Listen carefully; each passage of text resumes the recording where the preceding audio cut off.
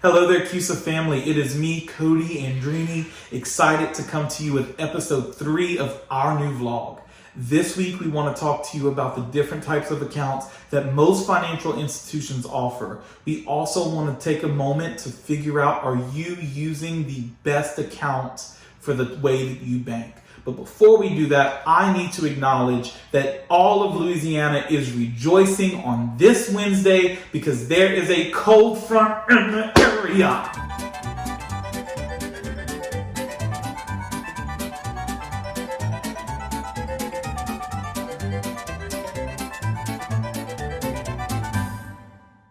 It is gumbo time. If you don't have your gumbo pot out yet, pause this video, go get your gumbo pot out and get that going.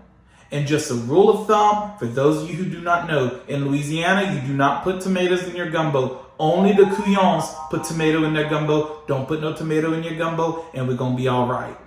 Now, I digress. Back to the topic at hand, account types.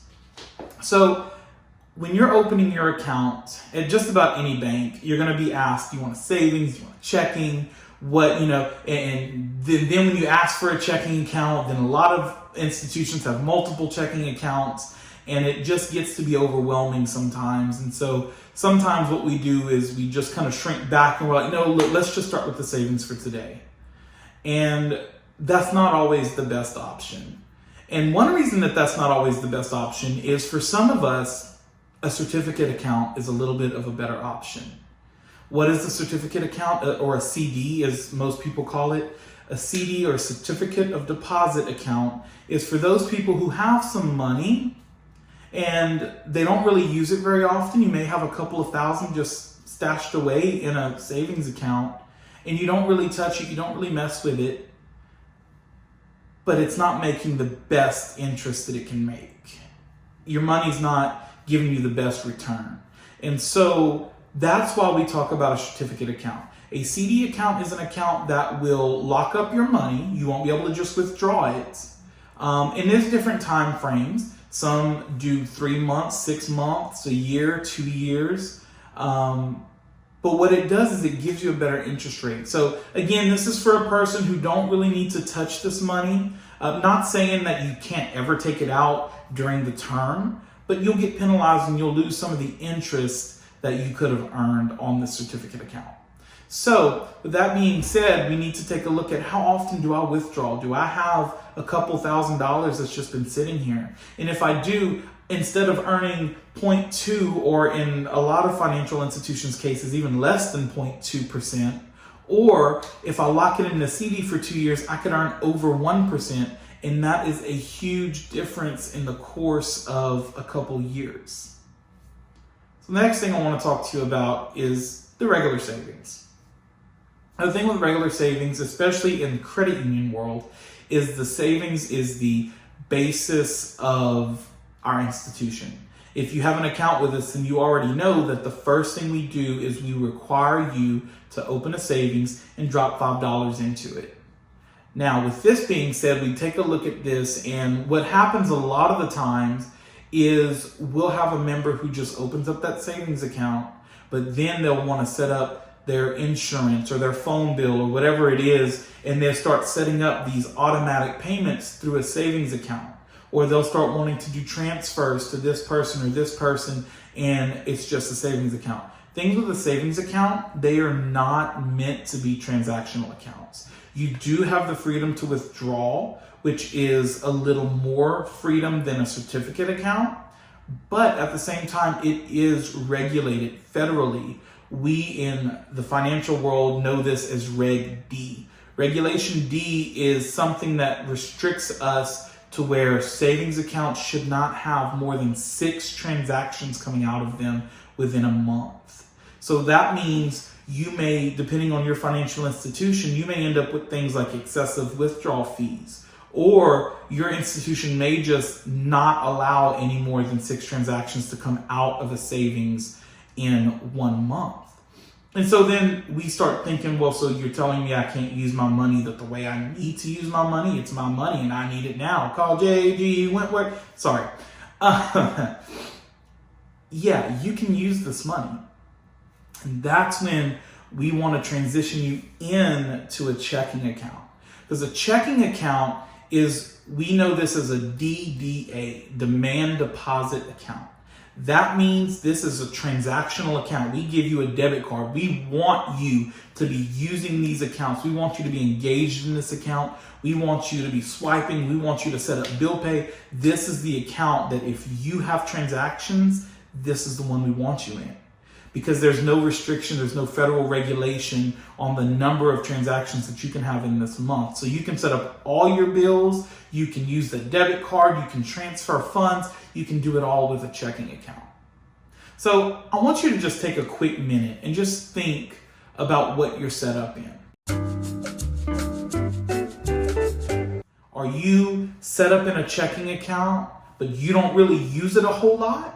And maybe you have a good bit of money stashed in there? Should you look at a certificate account? Can you afford to lock up some of that for a little while? Or maybe you have a savings account, but you find yourself always needing to pull out some more money or set up a payment or something like that always seems to come up. Then maybe you should move to a checking account. It would give you the freedom that you need. And it's always helpful to take time to evaluate financially where we're at, what kind of accounts we have open.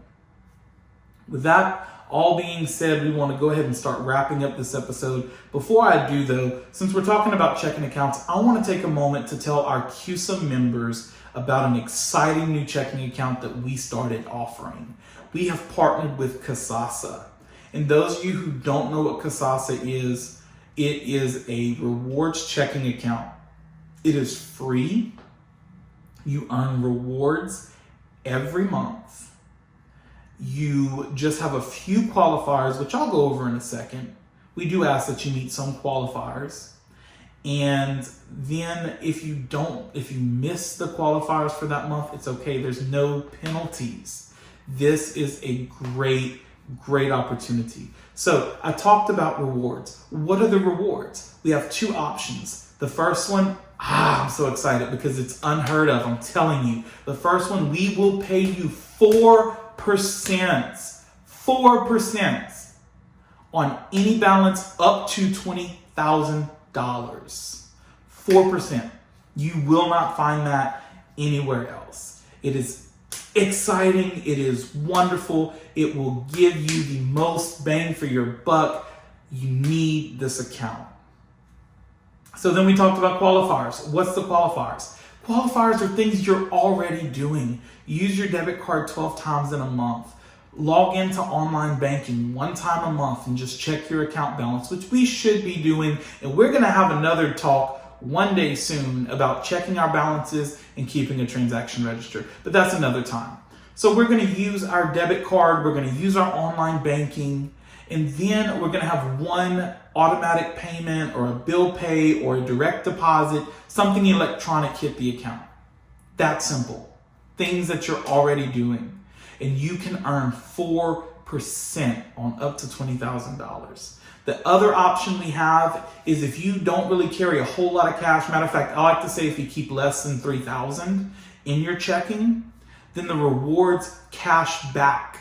We have a great cash back program that will pay you 4% cash back on up to $250 of your debit card purchases. That means you can earn up to $10 every month using these same qualifiers and just spending money doing what you do every day. $10 a month. That's $120 a year we pay you. And all you have to do is continue to use your checking account the way you're using it. It's a fantastic program. We're super excited to offer it. And guys, that's about it for this week's vlog. We hope that you have learned something. Maybe we hope that you will take a moment and evaluate your financial accounts and figure out, are you in the best ones? And as always, I want to remind you that we have certified financial credit union counselors here. We are more than happy to take a look at that with you. We are one call away. Anyway, thank you guys so much for joining in this week. We look forward to seeing you next week. And like, share, comment, Guys, we want you to be a part of this vlog. If there's a topic that really confuses you, or maybe something that you just never understood, or something that just don't make sense, drop it in the comments. We want to address that, and we want to help you. Thank you so much, guys. Y'all have a great day. Enjoy your gumbo. We'll talk to you later.